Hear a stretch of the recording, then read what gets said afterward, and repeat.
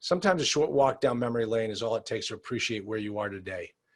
And, I know there are a lot of new investors out there that are saying to themselves, geez, the barriers to entry are, the underwriting, I can't qualify for a mortgage. Well, it's too tough out there to get started in the multifamily business. Folks, I'm telling you that back in the day, back when I was a youngster, it was very easy to get a mortgage. But what happened was everybody was getting mortgages. And when the market crashed, no one was qualified to have those mortgages, and everything went south. We ended up losing properties because the underwriting of those back in that generation was terrible.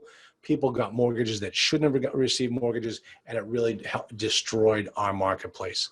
So when I hear complaints today about how tough it is with the underwriting, I say no. Actually, what they're doing by being strong in their underwriting is they are making your markets, your industry, a lot safer for your investors, and makes it more stable for you over time. So I don't see these requirements, these new underwriting requirements, as being a burden, especially when you know how to overcome them.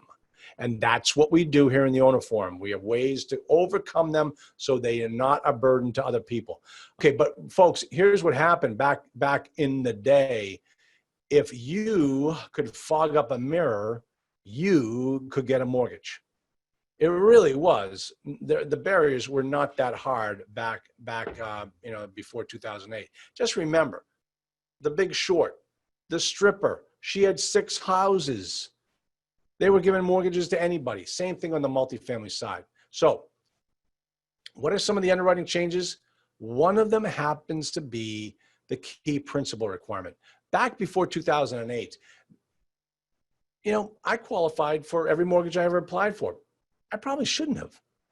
But they came up with the underwriting requirement, but everybody could. And what happened was we ended up with a whole bunch of what we called California investors.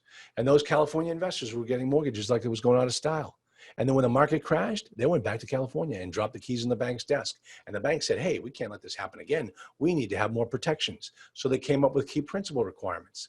Now take a look at this. A key person is any person who controls or manages the borrower or the property, is critical to the successful operation and management of the borrower and the property, and may be required to provide a guarantee. 680 minimum credit score, collective net worth of the key principals together must exceed the loan amount. They need 9 months of debt service. And if they are local owners, they don't need prior multifamily experience. But if they're absentee owners, they require at least 2 years of comparable multifamily experience. All right.